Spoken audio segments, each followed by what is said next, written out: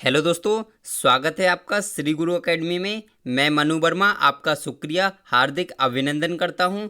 दोस्तों, आज का टॉपिक है मनोविज्ञान पेडागोजी के जो 5000 प्रश्नों की जो श्रृंखला हमारी चल रही है उसका नेक्स्ट पार्ट आज आया है। दोस्तों, इससे पहले मैं आपके लिए लगभग 1000 क्वेश्चंस तो मैं आपके लिए करा चुका हूं दोस्तों। तो यदि आपने उनको नहीं देखा है तो आप उनको देख लीजिए, ठीक है, क्योंकि वो आपके लिए बहुत इंपॉर्टेंट है। मैं आपको बताना चाहूँगा ये जितने भी क्वेश्चंस मैं करा रहा हूँ वो सभी के सभी स्पेशली सीटेट के लिए करा रहा हूँ, ठीक है। सीटेट पेपर 1 और पेपर 2 दोनों के लिए बहुत ही ज़्यादा इंपॉर्टेंट है, ठीक है। दोस्तों, आवाज़ कैसी आ रही है कमेंट करके बताइए। अगर ठीक आ रही है तो कोई भी प्रॉब्लम हो तो जल्दी बताइए कमेंट करके, ठीक है। और आप सभी लोग कैसे हैं कमेंट बॉक्स में जल्दी से आंसर दीजिए, कैसे हैं आप सभी लोग, ठीक है। तो चलिए स्टार्ट करते हैं दोस्तों। आवाज़ ठीक आ रही ना? चलिए स्टार्ट करते हैं। दोस्तों, यहाँ पर चलिए पहला क्वेश्चन यहाँ पर हम देखते हैं दोस्तों। तो पहला क्वेश्चन है, बहुत ही अच्छा क्वेश्चन है दोस्तों, बहुत अच्छा इंपॉर्टेंट क्वेश्चन दोस्तों। क्वेश्चन है कि मूल रूप से अध्यापक के व्यावसायिक चरित्र का उल्लेख है किसमें?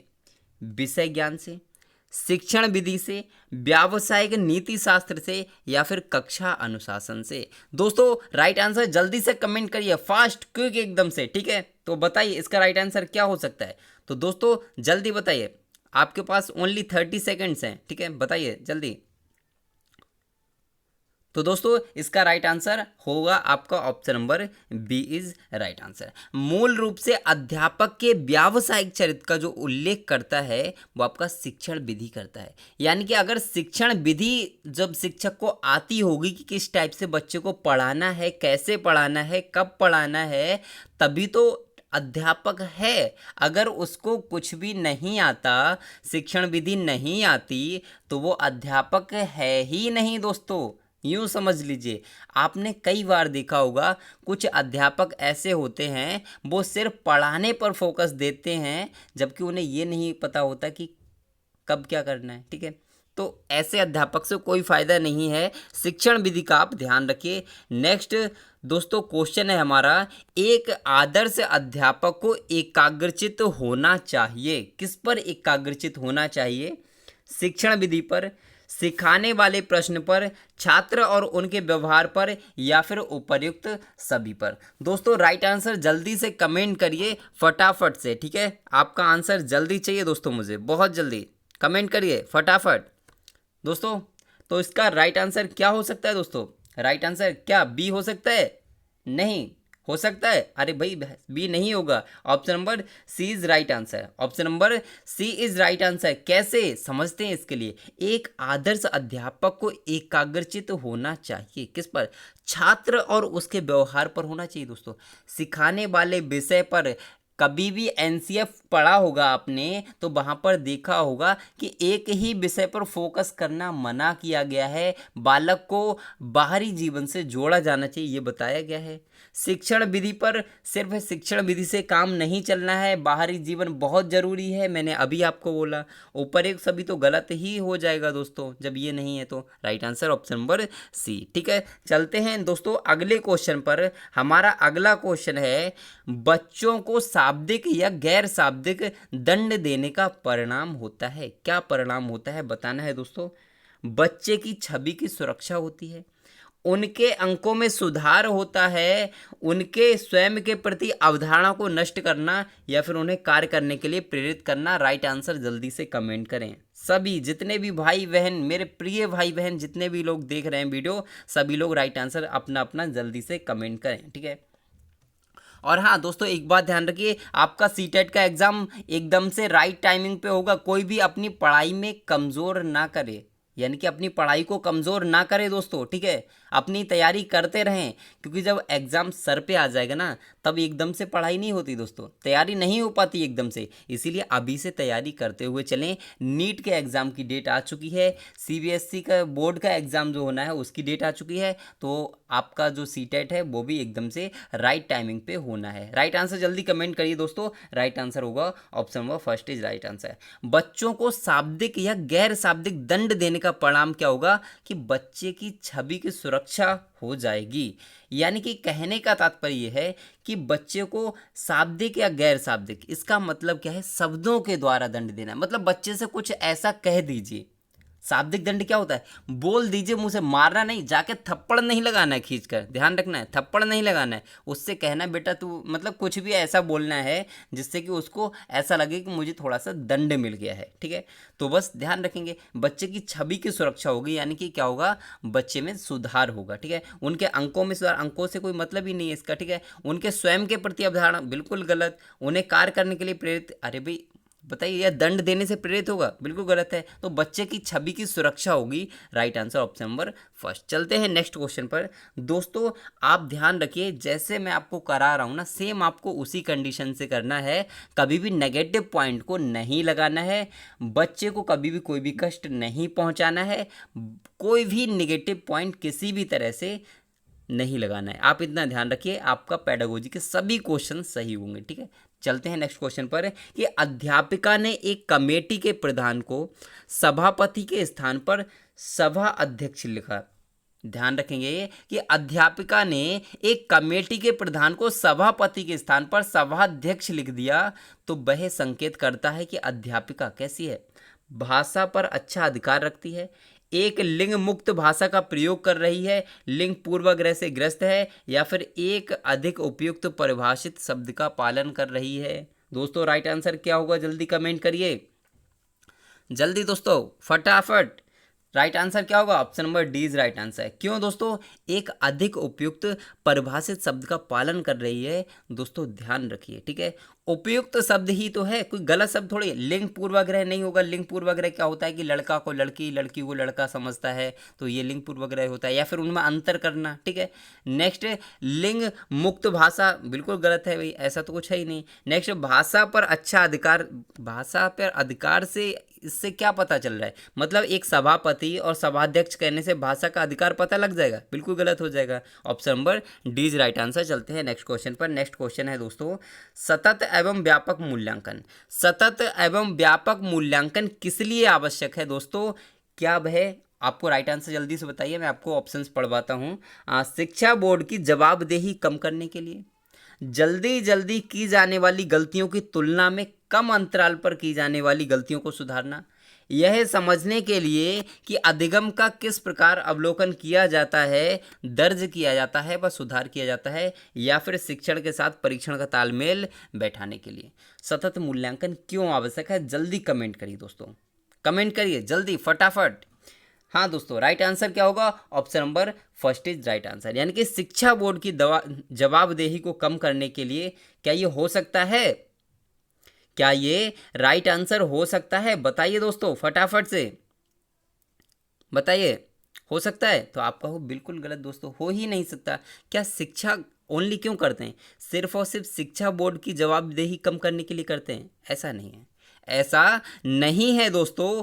नेक्स्ट देखते हैं कि जल्दी जल्दी की जाने वाली गलतियों की तुलना में कम अंतराल पर की जाने वाली गलतियों को सुधारना, ये हो सकता है, हो सकता है दोस्तों, देखेंगे नेक्स्ट ऑप्शन भी, ठीक है। नेक्स्ट, यह समझने के लिए कि अधिगम का किस प्रकार अवलोकन किया जाता है, दर्ज किया जाता है, बस सुधार किया जाता है, और लास्ट ऑप्शन है शिक्षण के साथ परीक्षण का तालमेल बिठाने के लिए। दोस्तों आपका जो राइट आंसर होगा ना, option number C is right answer होगा। क्यों? क्योंकि यह समझने के लिए कि अधिगम का किस प्रकार अवलोकन किया जाए। अवलोकन कैसे किया जाए, देखिए सतत एवं व्यापक मूल्यांकन क्यों करते हैं हम, इसलिए करते हैं कि हम उसकी कमियों को देखें, और कमियों को देखना ही हमारा काम नहीं है, उसका निवारण भी करना है हमें, ठीक है, इसका आपको ध्यान रखना है। चलते हैं नेक्स्ट क्वेश्चन पर। दोस्तों सेशन लंबा हो सकता है, लेकिन आपको क्वेश्चन ऐसे मिलेंगे जबरदस्त वाले, बहुत ही जबरदस्त वाले क्वेश्चन मिलेंगे। तो आपको ध्यान रखना है कि लॉरेंस कोहलबर्ग के सिद्धांत में कौन सा नैतिकता की अनुपस्थिति को सही अर्थ में प्रस्तुत करता है दोस्तों, ठीक है। बताइए दोस्तों राइट आंसर क्या हो सकता है। ये क्वेश्चन मैंने एक बार पहले भी कराया है, तो आप इसको ध्यान रखिए, ठीक है दोस्तों। तो बताइए राइट आंसर क्या हो सकता है दोस्तों, जल्दी बताइए।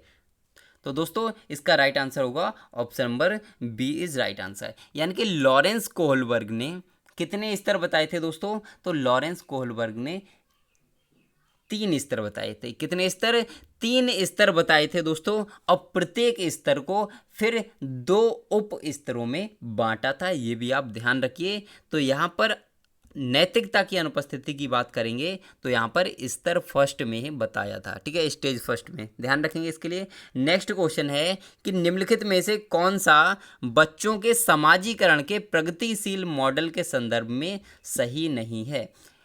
ध्यान रखेंगे कि कौन सा बच्चों के सामाजिकरण के प्रगतिशील मॉडल के संदर्भ में सही नहीं है। ऑप्शन फर्स्ट, बच्चे विद्यालय में बताई गई बातों को स्वीकार करते हैं चाहे उनकी सामाजिक पृष्ठभूमि कुछ भी हो। क्या ये हो सकता है? तो आप कहोगे कि ये तो बिल्कुल नहीं हो सकता। क्या टीचर की सारी बात बच्चे मानते हैं? तो बिल्कुल गलत है, सब कुछ तो नहीं मान सकते।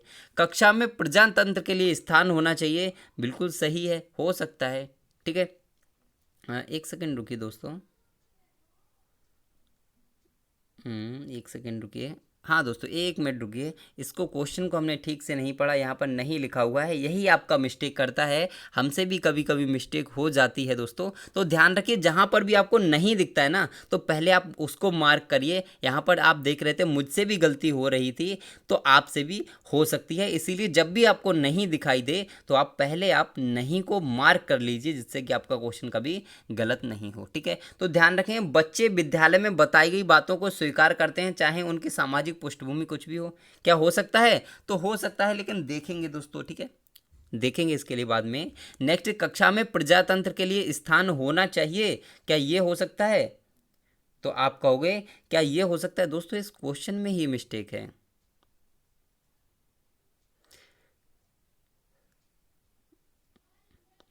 इस क्वेश्चन में थोड़ा सा मिस्टेक लग रहा है, 1 सेकंड रुकिए बस। हाँ ठीक है दोस्तों, क्वेश्चन सही है। हाँ, बी वाला हो सकता है, कक्षा में प्रजनन के लिए स्थान होना चाहिए, क्या ये हो सकता है? तो आप कहो ये नहीं हो सकता। ये क्यों नहीं होगा, इसका मैं अभी बताऊंगा रीज़न। इसका रीज़न मैं अभी बताऊंगा, और नहीं पूछा है, राइट आंसर भी आपका यही होगा। लेकिन ऐसा क्यों होगा, इसका रीज़न मैं ये बताता हूँ। देखिए, प्रजातंत्र का मतलब ये होता है कि सारे काम किसके द्वारा होंगे?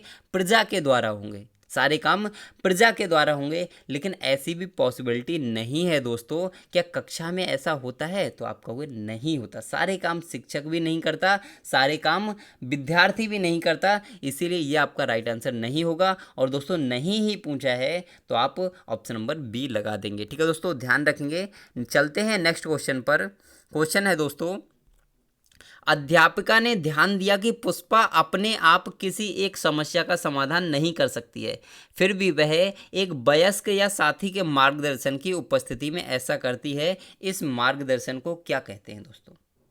क्या कहते हैं? राइट आंसर जल्दी बताइए, कमेंट करिए दोस्तों। पूर्व क्रियात्मक चिंतन, समीपस्थ विकास का क्षेत्र, सहारा देना, या पार्श्वकरण। दोस्तों, राइट आंसर क्या हो सकता है? जल्दी से कमेंट करिए। राइट आंसर होगा दोस्तों, क्या होगा मैं ही बता देता हूं आपके लिए। Right answer option number C is right answer. दोस्तों, सहारा देना आपको क्या कहलाता है? यही आपका इसका राइट आंसर होगा, और इसे आप जेड-पीडी भी कहते हैं, जेड-पीडी भी कहते हैं। और जेड-पीडी का सिद्धांत किसने दिया था? जल्दी से कमेंट करके बताइए दोस्तों, फटाफट से, ठीक है, जल्दी बताइए दोस्तों, ठीक है। चलते हैं नेक्स्ट क्वेश्चन पर। नेक्स्ट क्वेश्चन है, निम्नलिखित में से कौन प्रारंभिक बाल्यावस्था अवधि के दौरान उन भूमिकाओं एवं व्यवहारों के बारे में जानकारी प्रदान करते हैं जो एक समूह में स्वीकार्य हैं? बताइए, क्या अध्यापक हो एवं साथी हो सकता है, साथी एवं माता पिता, माता पिता एवं भाई बहन, भाई बहन एवं अध्यापक? दोस्तों, क्या हो सकता है इसका राइट आंसर? जल्दी से कमेंट करके बताइए। तो दोस्तों, इसका राइट आंसर जल्दी से बताइए। प्रारंभिक बाल्यावस्था के दौरान की बात की जा रही है, ठीक है। शब्दों को समझने की कोशिश करिए कि उसका भाव क्या कह रहा है, ठीक है। तो राइट आंसर होगा साथी एवं माता पिता। जब प्रारंभिक बाल्यावस्था होती है तो वो जिससे सीखता है ना, अपने साथी एवं माता पिता से ही सीखता है, उनके व्यवहारों को देखता है, ठीक है। तो ध्यान रखेंगे, right answer option number B is right answer, ठीक है दोस्तों। तो चलिए नेक्स्ट क्वेश्चन पर चलते हैं। हमारा नेक्स्ट क्वेश्चन बहुत ही अच्छा क्वेश्चन है कि निम्नलिखित में से कौन सा आयु समूह परवर्ती बाल्यावस्था श्रेणी के अंतर्गत आता है? परवर्ती की बात हो रही दोस्तों, तो परवर्ती की ध्यान रखेंगे। क्या हो सकता है दोस्तों? क्या 18 से 24, जन्म से 6 वर्ष, 6 से 11 वर्ष, या 11 से 18 वर्ष? दोस्तों, क्या हो सकता है इसका राइट आंसर? जल्दी से कमेंट करिए। जल्दी कमेंट करिए। तो दोस्तों मैं आपको बताना चाहूँगा कि जो परवर्ती बाल्यावस्था की बात की जाएगी, परवर्ती बाल्यावस्था की जब बात की जाएगी तो दोस्तों इसका राइट आंसर क्या होगा मैं आपको बता देता हूँ। Right answer option number D is right answer. अब आप कहोगे सर ये कैसे हो गई, ये तो पॉसिबिलिटी ही नहीं है इसकी, इसकी तो पॉसिबिलिटी है ही नहीं। तो आप ध्यान रखिए कैसे नहीं है दोस्तों, ध्यान रखिए कि आपका जो 0 से 5 वर्ष तक का होता है वो कौन सा होता है, तो आपका कहोगे शैशवावस्था होता है, ठीक है। 5 से 11 वर्ष होता है वो कौन सा होता है आपका, बताइए। 5 से 11 या 12 वर्ष तक कौन सा होता है आपका, वो होता है आपका बाल्यावस्था। और 12 से 18 वर्ष कौन सा होता है, तो आप कहो किशोरावस्था। लेकिन दोस्तों यहाँ इसमें तो 11 से 18 वर्ष दिया गया है, तो आपका यही होगा। क्योंकि ये इसलिए होगा क्योंकि इसमें और कोई ऑप्शन नहीं है दोस्तों, और कोई ऑप्शन इसमें नहीं है दोस्तों। परवर्ती बाल्यावस्था की बात की जाती है। परवर्ती का मतलब होता है बाल्यावस्था का एंडिंग पॉइंट और आपका किशोरावस्था का स्टार्टिंग पॉइंट। तो किस आयु वर्ग में आएगा, तो इसी में तो आएगा। यानी कि बाल्यावस्था का एंडिंग पॉइंट और किशोरावस्था का स्टार्टिंग पॉइंट 11 से 18 वर्ष वाले स्टेज में आएगा। तो आप इसको ध्यान रखिए, ये एक विवादित क्वेश्चन है, ध्यान रखेंगे ये एक विवादित क्वेश्चन है।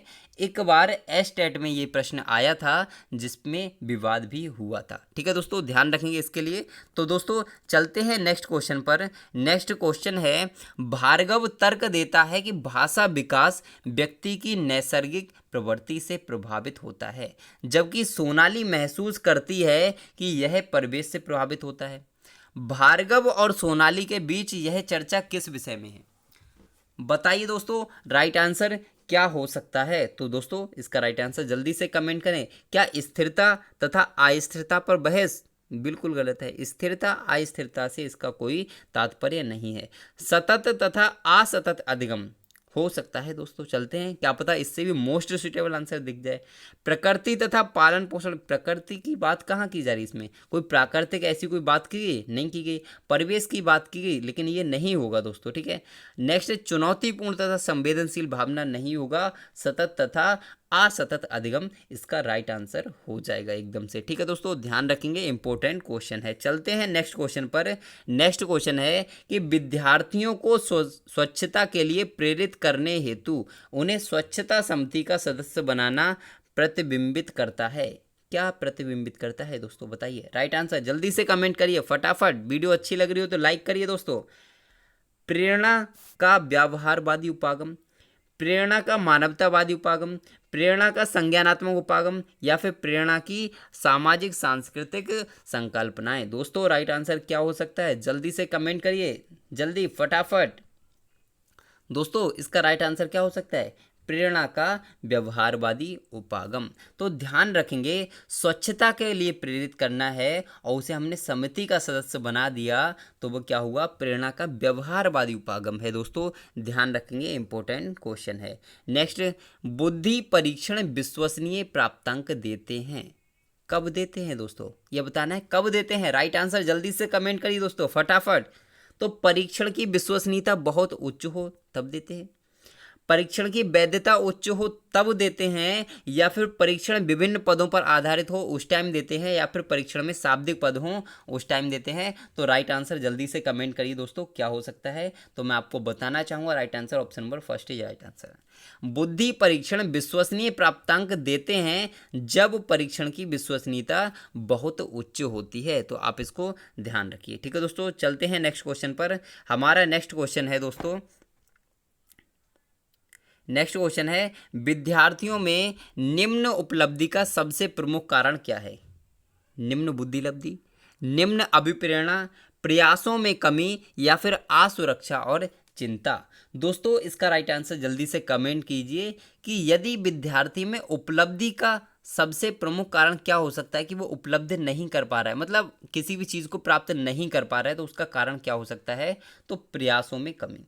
अगर वो प्रयास करेगा, प्रयास ही नहीं करेगा दोस्तों, देखिए निम्न बुद्धि लब्धि से इसका कोई तात्पर्य नहीं हुआ, क्योंकि निम्न बुद्धि लब्धि होगी तो क्या वो उपलब्धि हासिल नहीं कर सके, किसी ना किसी क्षेत्र में तो कर सकता है, ठीक है। निम्न अभिप्रेरणा ये भी नहीं होगा। नेक्स्ट असुरक्षा और चिंता ये भी नहीं होगा दोस्तों। तो right answer option number C is right answer. चलते हैं नेक्स्ट क्वेश्चन पर। हमारा नेक्स्ट क्वेश्चन है कि बच्चे सबसे अधिक सीखते हैं जब वे, क्या होता है दोस्तों, राइट आंसर जल्दी कमेंट करिए। तो ज्ञानी शिक्षक को सुनने में सक्षम हो, स्वयं पढ़ने और लिखने का प्रयास करते हों, अपने साथियों और सहपाठियों के द्वारा पढ़ाए जाते हैं, या फिर किसी वयस्क द्वारा समर्थित छोटे समूह में सीखते हैं। दोस्तों राइट आंसर जल्दी से कमेंट करिए क्या हो सकता है। तो दोस्तों इसका राइट आंसर जल्दी से बताइए क्या हो सकता है। तो मैं आपके लिए बताना चाहूँगा कि बच्चे सबसे ज़्यादा कब सीखते हैं, तो अपने साथी समूह और सहपाठियों के द्वारा सबसे ज़्यादा सीखते हैं। दोस्तों इस टाइप से आपको जब भी क्वेश्चन मिले कि बच्चे सबसे ज़्यादा कैसे सीखते हैं, किसी भी प्रकार से घुमाकर क्वेश्चन को दिया जाए और यदि उसमें आपको यह ऑप्शन मिले कि साथी और सहपाठी, तो आप उसको आंख बंद करके लगा दीजिए, आपका राइट आंसर हो जाएगा। 1 नंबर आपकी झोली में तुरंत आकर गिर जाएगा, ठीक है। चलते हैं दोस्तों नेक्स्ट क्वेश्चन पर। हमारा नेक्स्ट क्वेश्चन है कि विद्यालयी बच्चों में निम्न अभिप्रेरणा इनके कारण होती है, किसके कारण होती है अभिप्रेरणा, कम अभिप्रेरणा क्यों होती है? अध्यापकों की निम्न संप्रेषण क्षमता, पाठचर्या का कठिनाई स्तर, विद्यार्थियों की अनुशासनहीनता और प्रयासों में कमी, या फिर अभिभावकों द्वारा अध्ययन हेतु प्रोत्साहित ना किया जाना। दोस्तों राइट आंसर क्या हो सकता है जल्दी से कमेंट करिए।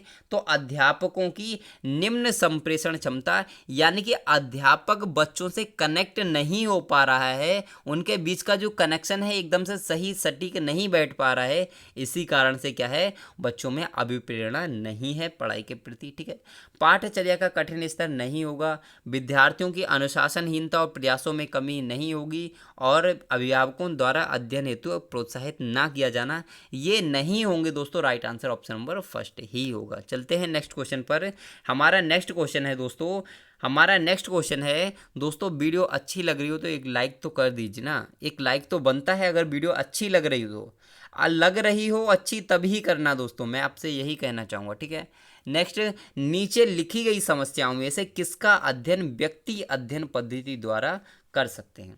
व्यक्ति अध्ययन पद्धति, अब आपने व्यक्ति अध्ययन पद्धति पढ़ी होगी तभी आप इसको कर पाएंगे, तो इसको देख लीजिए। इसका राइट आंसर जल्दी से कमेंट कीजिए दोस्तों। तो राइट आंसर जल्दी कमेंट कीजिए। क्या अधिकांश छात्र रेखा गणित में पिछड़े हैं? पीटीए बैठक में साधारणतया उपस्थिति बहुत कम दिखाई देती है, एक छात्र रोज कक्षा में सोता है, या फिर अधिकांश छात्र भोजन बर्बाद कर देते हैं। इसमें कौन सा व्यक्ति अध्ययन पद्धति द्वारा कर सकते हैं किसकी समस्या का समाधान? दोस्तों राइट आंसर जल्दी से कमेंट करिए। तो मैं आपके लिए बताना चाहूँगा कि व्यक्ति अध्ययन पद्धति के द्वारा अधिकांश छात्र रेखा गणित में पिछड़े हैं, ये इसका राइट आंसर होगा, ठीक है। ध्यान रखेंगे कि जो अधिकांश छात्र रेखा गणित में पिछड़े हैं, यह व्यक्ति अध्ययन पद्धति द्वारा इसका समाधान कर सकते हैं दोस्तों। ध्यान रखेंगे इसके लिए। एक छात्र रोज कक्षा में सोता है, बिल्कुल गलत। अब देखिए व्यक्ति अध्ययन पद्धति है क्या, किसी भी व्यक्ति को स्पेशली, जैसे मान लीजिए किसी भी बच्चा किसी भी क्षेत्र में पिछड़ा हुआ है तो उसे उसी क्षेत्र में बहुत आगे तक बढ़ाना, यही आपका व्यक्ति अध्ययन पद्धति कहलाता है। आप इसको समझ लीजिए, ठीक है दोस्तों। चलते हैं नेक्स्ट क्वेश्चन पर। हमारा नेक्स्ट क्वेश्चन है, व्यक्तित्व सीखने योग्य व्यवहारों का आदर्श संग्रह है। व्यक्तित्व सीखने योग्य व्यवहारों का आदर्श संग्रह है, यह कथन किसका है? ब्रूनर का, स्किनर का, पियाजे का, फ्राइड का? दोस्तों मैं आपको बताना चाहूँगा कि हर बार एग्जाम में एक पुस्तक आनी है, ठीक है। एक पुस्तक से क्वेश्चन आता है कि यह पुस्तक किसकी है, ठीक है। और एक क्वेश्चन आपका परिभाषा से जरूर आता है। ये 2 प्रश्न तो आते ही आते हैं, ठीक है। तो आप ध्यान रखिए, पुस्तकों को अगर बारे में अगर आपको पढ़ना है तो आज मैंने ट्रिक के माध्यम से कराया हुआ है, आप उनको पढ़ लीजिए, बहुत ही अच्छे से कराया है, ठीक है। नेक्स्ट, व्यक्तित्व सीखने हेतु योग्य व्यवहारों का आदर्श संग्रह है, ये मैं आपके लिए बता दूं, ये कहा था सिगमंड फ्राइड ने कहा था कि जो व्यक्तित्व है वह सीखने योग्य व्यवहारों का आदर्श संग्रह है। दोस्तों चलते हैं नेक्स्ट क्वेश्चन पर। हमारा नेक्स्ट क्वेश्चन है कि छात्रों के भाषागत विकास में सबसे अधिक प्रभाव डालने वाला भाज्य है सामाजिक परिस्थिति। यह कथन किसका है दोस्तों? यह कथन बताना है, तो कथन से 2 प्रश्न मैंने इसमें लिए हैं, तो आप इसको ज़रूर बताइए कि इसका राइट आंसर क्या होता है। जल्दी कमेंट करिए दोस्तों, ठीक है। मेरा भी दोस्तों गला सूख गया बोलते बोलते, बहुत टाइम हो गया, ठीक है। तो दोस्तों जल्दी से कमेंट करिए। तो दोस्तों राइट आंसर होगा option number first is right answer. पियाजे ने कहा है कि छात्रों के भाषागत विकास में सबसे अधिक प्रभाव डालने वाला भाज्य सामाजिक परिस्थिति है। आपको पता है कि जो हमारे पियाजे साहब हैं, उन्होंने क्या तक कहा था कि बच्चा समाज से सीखता है, कहा था ना। तो सामाजिक परिस्थिति आप देख के ही समझ गए होंगे कि पियाजे का होगा, ठीक है। चौमस्की जहाँ पर दिखाई देंगे तो आप क्या कहेंगे? जहाँ पर भाषा विकास की बात की जाएगी वहाँ पर आप चौमस्की लगा देंगे, ठीक है। तो आप इनको ध्यान रखेंगे। चलते हैं नेक्स्ट क्वेश्चन पर, और यह हमारा आज का लास्ट क्वेश्चन होगा और बहुत ही इंपॉर्टेंट क्वेश्चन है, ठीक है दोस्तों। लेकिन इससे पहले दोस्तों ध्यान रखिए, अपनी तैयारी में ढील नहीं डालना है। मैं आपसे एक बार नहीं 1000 बार कह रहा हूँ कि अपनी तैयारी में बिल्कुल भी ढील ना डालें, तैयारी करते रहें, क्योंकि एग्ज़ाम टाइम पे लास्ट टाइम पे तैयारी नहीं हो पाती है। इस चीज़ को ध्यान रखिए। एग्ज़ाम आपका समय से होगा, ये मैं कहता हूँ, ठीक है। आप इसको ध्यान रखिए, ठीक है दोस्तों। और चैनल को सब्सक्राइब भी कर लीजिए और लाइक भी कर दीजिए यदि आपको वीडियो अच्छी लगी हो तो। चलिए क्वेश्चन देखते हैं कि पेशी संबंधी विकास के लिए सबसे उचित कार्यकलाप कौन सा है। पेशी संबंधी विकास की बात की जा रही है, हमारी मांसपेशियां जिसमें कार्य करती हैं वो बताना है। तो चिकनी मिट्टी के नमूने बनाना। कमेंट करिए दोस्तों, राइट आंसर जल्दी कमेंट करिए। झूला झूलना, बॉल फेंकना, रेत पर रेखा चित्र बनाना। दोस्तों क्या हो सकता है? आप देखते हैं ना दोस्तों, मैं आपके कमेंट को जो है हमेशा कमेंट बॉक्स में ही आंसर देता हूँ, कभी मुंह से नहीं बोलता। क्यों नहीं बोलता? उसका रीज़न ये है कि आपका टाइम वेस्ट होगा। अगर मैं कुछ और बोलूँगा तो उसमें टाइम वेस्ट होगा, और यदि मैं कमेंट बॉक्स में ही उस चीज़ को बोल दूँगा तो मेरा टाइम वेस्ट नहीं होगा, आपको बिल्कुल भी प्रॉब्लम नहीं होगी दोस्तों। तो यहाँ पर इसका राइट आंसर जल्दी से बताइए, तो मैं आपको बता दूंगा कि पेशी संबंधी विकास के लिए सबसे उचित कार्यकलाप की बात करेंगे तो रेत पर चित्र बनाना, ये क्या होगा? आपका पेशी संबंधी कार्य होगा दोस्तों। इसको ध्यान रखेंगे, इंपॉर्टेंट क्वेश्चन है, ठीक है दोस्तों। अगर वीडियो अच्छी लगी हो तो लाइक शेयर और सब्सक्राइब बनता है दोस्तों, और बेल आइकन को दबाना बिल्कुल मत भूलिए दोस्तों, क्योंकि वहां से आपको नोटिफिकेशन प्राप्त होता रहेगा हम जब भी वीडियो अपलोड करेंगे, ठीक है दोस्तों। और आपके लिए 3 लाइव क्लासेस चलाई गई हैं दोस्तों, आपके लिए 3 नहीं सॉरी 4 कर दी गई हैं। अब अभी तक 3 थी लेकिन अब 4 कर दी गई हैं। एक आपको सुबह 10 बजे, ठीक है, एक आपको 12 बजे, एक आपको शाम 4 बजे, और एक आपको रात्रि में 9:30 बजे दोस्तों, ठीक है। ये आपकी लाइव क्लासेस का शेड्यूल है, तो आप बिल्कुल भी देखना मत भूलिए, बहुत अच्छे से तैयारी करिए। और बस यही है, फिर से लास्ट में एक ही चीज़ बोलना चाहूँगा कि खुश रहिए, मस्त रहिए और तैयारी करते रहिए दोस्तों, ठीक है। तो आज के लिए बस इतना ही। Bye bye.